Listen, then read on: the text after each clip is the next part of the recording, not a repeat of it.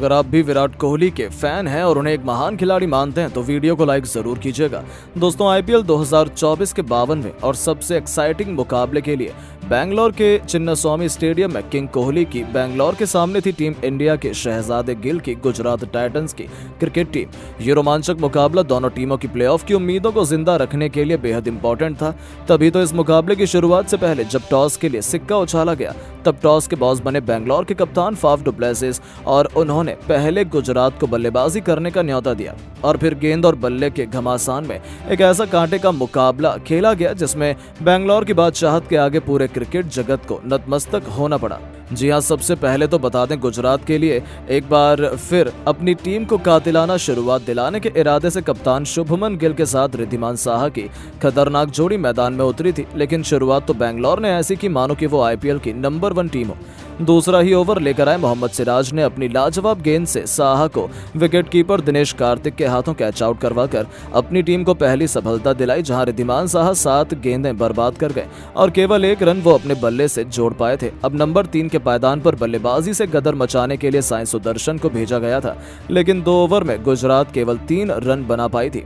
ऐसा लग रहा था कि बैंगलोर के गेंदबाज गेंदें नहीं बल्कि आग के गोले बरसा रहे हैं। उनकी पारी कछुए से भी धीमी रफ्तार से आगे बढ़ रही थी। ऐसा लग रहा था टी20 के घमासान में हमें टेस्ट क्रिकेट का रोमांच देखने को मिल रहा था, लेकिन ये तो तूफान के पहले की शांति थी।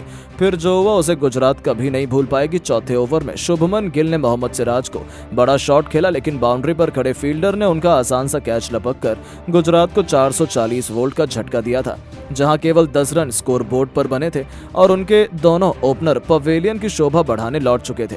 हालांकि नंबर 4 के पायदान पर बल्लेबाजी करने उतरे शाहरुख खान ने आते ही मैदान को चीरते हुए खतरनाक चौका लगाकर अपने तेवर दिखा दिए। 4 ओवर में बैंगलोर ने 14 रन 2 विकेट के नुकसान पर बनाए थे, लेकिन पावर प्ले का आखिरी ओवर लेकर आए कैमरन ग्रीन ने इस बार साई सुदर्शन को अपने जाल में फंसाया, जिनका आसान सा कैच किंग कोहली ने लपका और गुजरात की पारी की कमर तोड़कर रख दी थी। जहां साई सुदर्शन भी केवल 14 गेंदें बर्बाद करने के बाद 6 रन बना पाए और चिन्नास्वामी के मैदान पर बैंगलोर के नारों से गुजरात का दिल दहला जा रहा था। गुजरात खेमे में मातम का माहौल था क्योंकि 19 रन ही बने थे और उनके 3 बल्लेबाज पवेलियन लौट गए।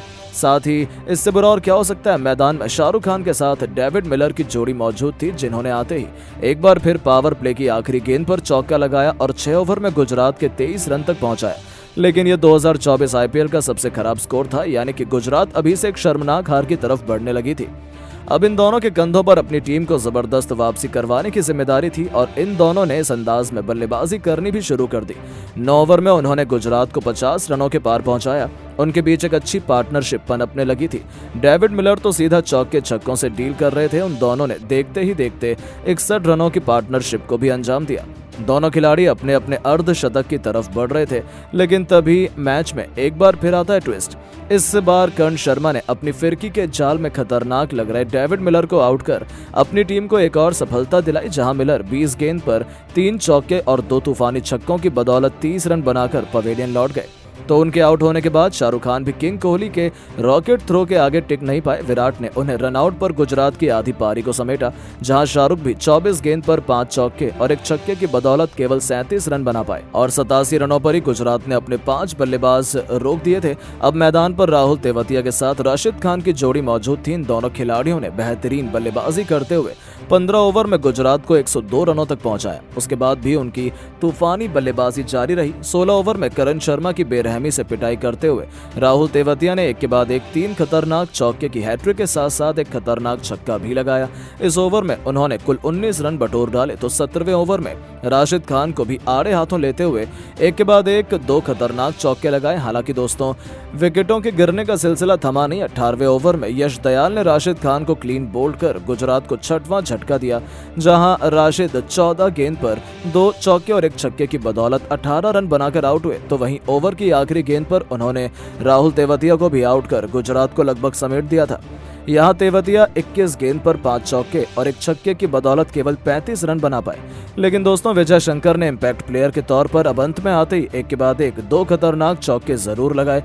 लेकिन 20वां ओवर लेकर आए व्यस्क ने पहली गेंद पर मानव सुधर, दूसरी गेंद पर मोहित शर्मा और तीसरी गेंद पर विजय शंकर को वापस भेजकर गुजरात को केवल 147 रनों पर ही ऑल आउट कर दिया, जहां बैंगलोर के लिए सिराज, दयाल और व्यस्क ने सबसे अधिक 2-2 सफलताएं हासिल की।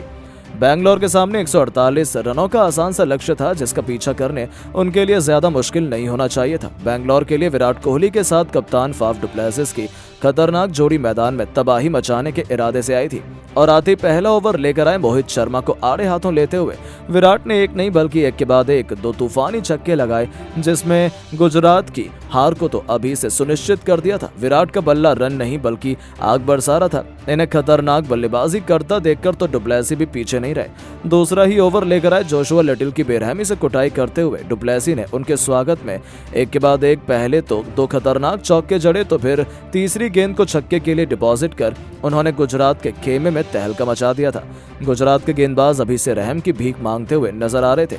यहाँ तक कि ओवर की आखिरी गेंद को भी उन्होंने चौके में तब्दील कर 2 ओवर में ही अपनी टीम को 34 रनों तक पहुंचा दिया था।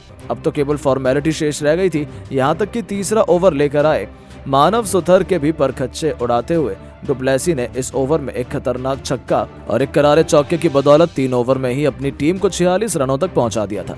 अब बैंगलोर को जीत के लिए केवल 102 रन चाहिए थे। यहां से गुजरात की जीत तो नामुमकिन ही मानी जा रही थी और भले ही यहां से गुजरात ने वापसी करने की भरपूर कोशिश की, लेकिन बैंगलोर को हरा पाना उनके लिए नामुमकिन हो चुका था।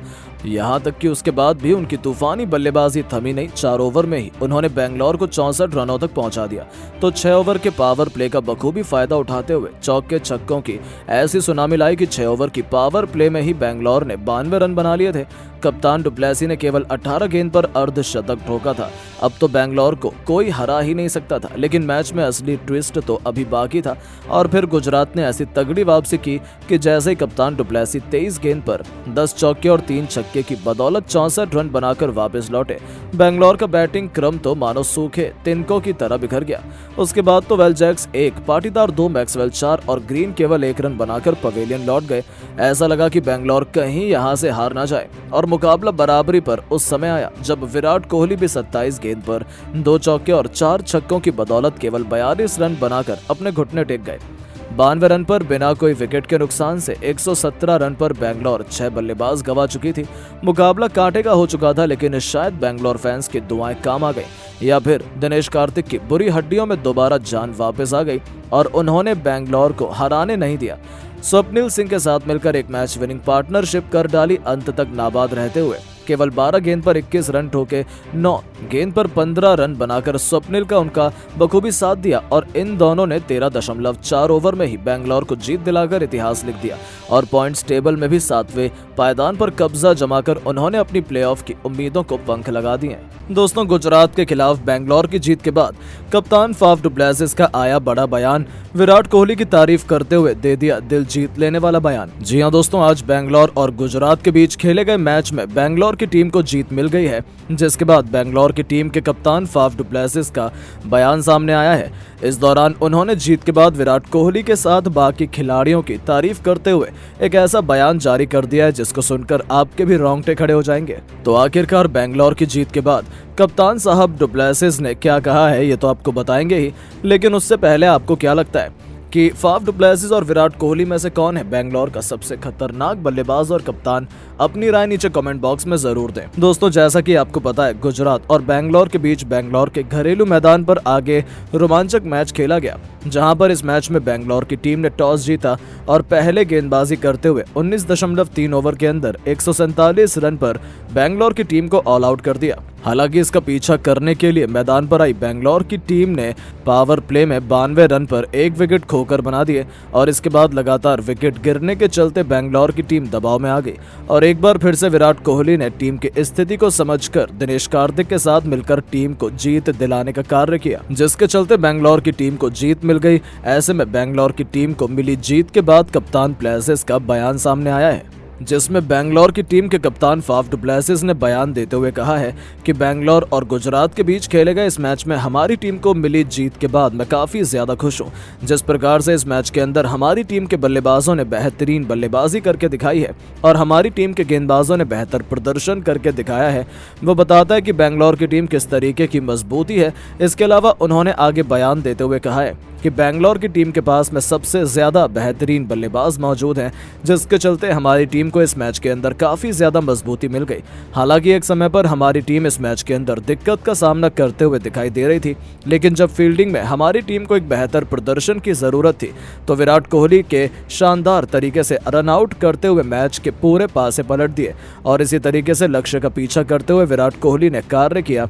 इसके अलावा उन्होंने आगे बयान देते हुए कहा है कि लक्ष्य का पीछा करते हुए शुरू में हमारी टीम ने काफी ज्यादा तेजी के साथ बल्लेबाजी की, लेकिन जिस प्रकार से हमारी टीम ने इस मैच के अंदर बेहतर प्रदर्शन करते हुए लगातार विकेट पर विकेट गिराने जो गलत कार्य किया, उसके चलते हमारी टीम दबाव में आ गई। लेकिन एक बार फिर से हमारी टीम को जीत दिलाने का कार्य विराट कोहली ने किया।